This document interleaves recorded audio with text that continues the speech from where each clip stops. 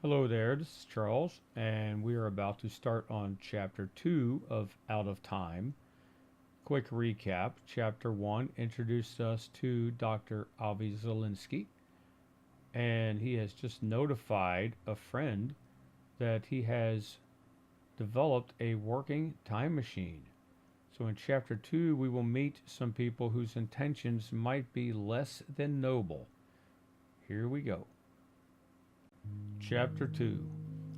Richard Powers leaned back in his chair and surveyed the Los Angeles skyline from his office on the top floor of the Power Play Media building downtown.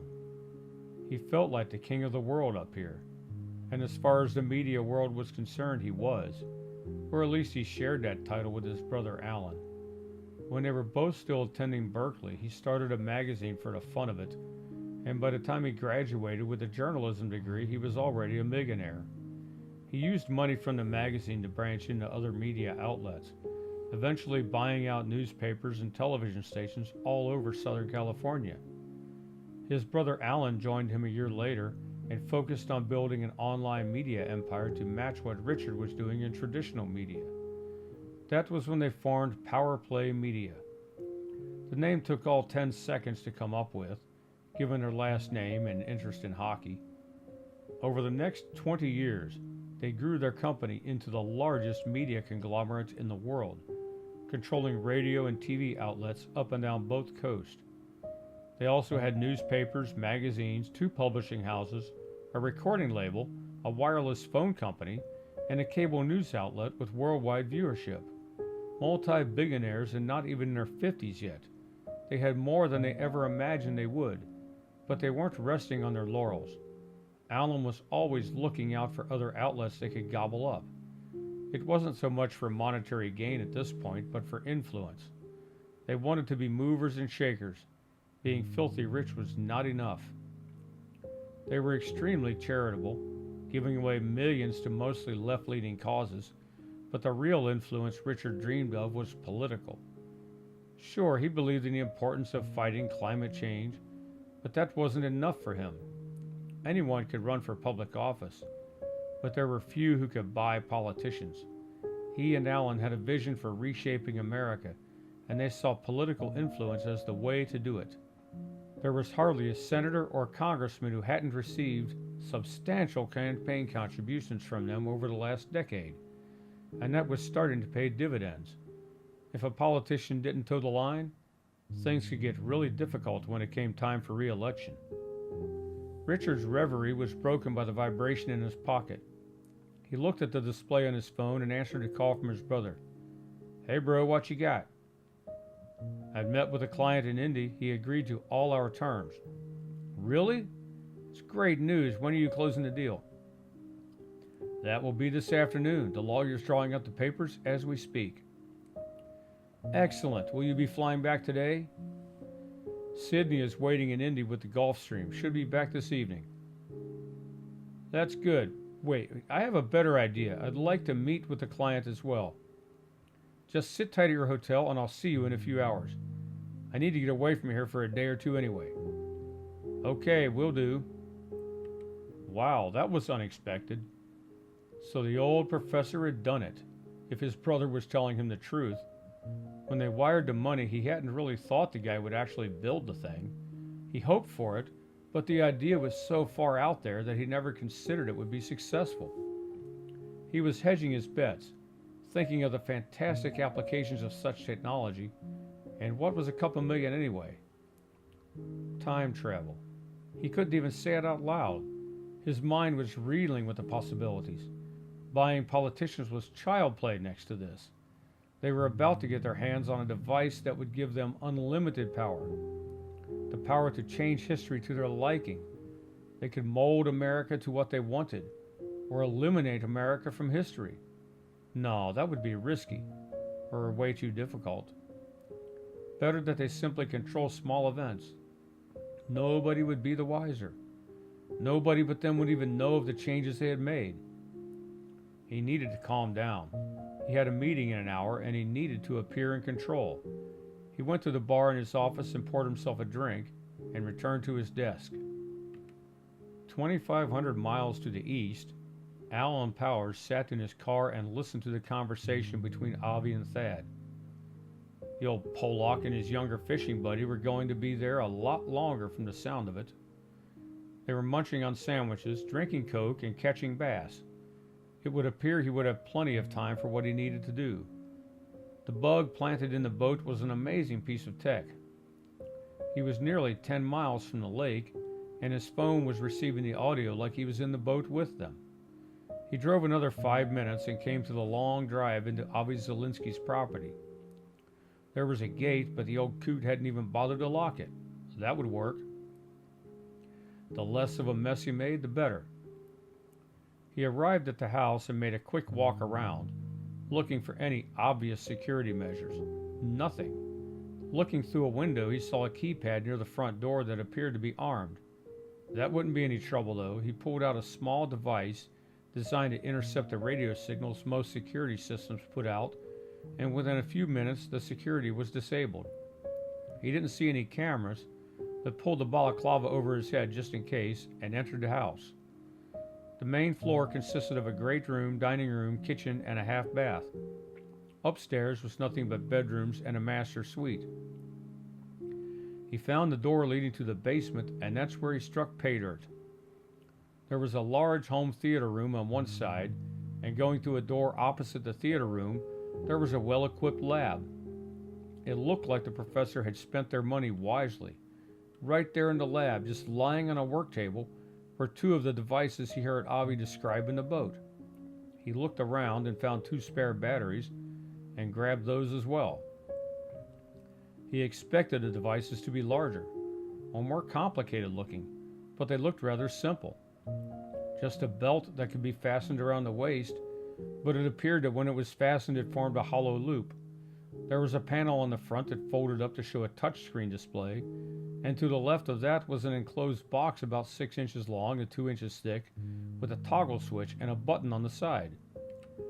Being careful to make sure neither device was turned on, he put everything in a large duffel bag and made his way back to his car. He locked the house and made the drive to Indianapolis without incident. Avi removed the hook from the mouth of another largemouth bass, put it with the others they had already caught, and said, "You know, I can't remember the last time I had such a run of luck. How many have we caught?" "At least a dozen, each one bigger than the last." "Has to be the bait. Where'd you buy it?" "Funny, young man. Weather's cooler, fish are more active, or we just know what we're doing." Maybe a little bit of both." "Say, you have any plans? This is a good load of fish and I wouldn't mind help cleaning them. I might use some help eating them too. What do you say? You want to come by the house and keep an old man company for a while?" "Sounds good. Drop me by the shop so I can grab Oliver, and I'll meet you at your place. Just leave the gate open." Thad beat Avi to his place and waited out front until he saw the professor's truck coming up the drive. He helped Avi unhitch the boat and put it away, and then followed him into the house. "Funny, I forgot to set the alarm again," remarked Avi as they entered the house. "Meet me on the back porch with the fish. I'll just grab a couple knives from the kitchen. You want a beer?" "Nah, don't drink the stuff. What else you got?" "Hold on, let me check." And then yelling from the kitchen, "Juice, milk, ginger ale, and a growler with what looks like root beer." "Yep, it's root beer. Got the logo from the place you like on the bottle." "BJ's?" "Yep." "That sounds good." Avi showed up with 2 filleting knives, the jug of root beer, and 2 glasses. "By the way, young man, thanks for showing me this place. I go down there at least once a week for a refill on this root beer. Excellent stuff. They got decent food there, too." "I don't know about that. I prefer my own cooking. Speaking of that, let me get the grill ready." He put charcoal on the grill and returned, taking a sip of root beer and picking up one of the knives. "You know how to clean these things, don't you?" "Of course, you know what I do for a living, right?" "Just making sure." They made quick work of the root beer and filleting the fish, and by the time they were finished, the grill was ready. Avi returned from the kitchen with seasonings, lemon juice, and some vegetables on skewers. He put the fish and the vegetables on the grill and went back to the kitchen, returning with another growler of root beer. How many did you buy the last time? Thad asked. I might have a couple more in there. That stuff goes flat after a while. I'll have to help you rid of it before that happens. Fine with me. I'm heading to Cincinnati tomorrow anyway. I can always stop and get more. So, you going to show me the machines? All in good time, son. Let's enjoy the fruit of our labors first. Wasn't much labor the way they were biting. That happens sometimes. Let me ask you something. You said you didn't trust anyone with these machines. Why did you build them then? Curiosity, mostly. Have you ever wanted to witness historical events firsthand? Listen to the Gettysburg Address? Be in the crowd for Washington's inaugural speech? Maybe witness famous battles from a safe distance, of course. Never given it much thought, really. My friend from Cincinnati, though. Is your friend into history? You could say that. Get him started and he won't shut up about it. I'd like to meet him. You should have invited him. What's he do? Sits around and writes stories. You should read some of them. I'd like to, but back to your question. I've always been interested in history, even though physics was my discipline. Have you used the machine, other than visiting my grandpa? Take a look at this, he said as he handed Thad a tablet. Video right there, just hit play. The man speaking was instantly familiar, and the audio coming from the speaker confirmed his suspicion instantly. 77 years ago. Wow, when did you do this? Over the weekend, drove up there Saturday. Nobody in the crowd suspected you? I don't think so. I hid a very small camera and microphone in the jacket buttons, completely unnoticeable. It was quite moving, I assure you. And to think I'd probably go back in time just to see old ball games and buy lottery tickets.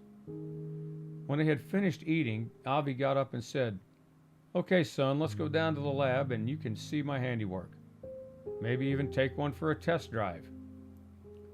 When they went past the great room to the basement stairs, Thad looked down the stairs and asked, Did you leave the light on the last time you were down there? I might be absent-minded, but I don't think so. When Avi came to the top of the stairs, he looked down, and indeed the light was on in the hallway. They went down the steps and noticed the door to the theater room was open, as was the door to the lab. The hair on the back of Thad's neck stood up, and he just stopped. Something didn't feel right. Avi rushed past him into the lab and stood still in shocked disbelief. Thad came in and stood next to Avi, who just pointed to an empty work table. They were right there. 2 of them. The machines? Yes, 2 of them.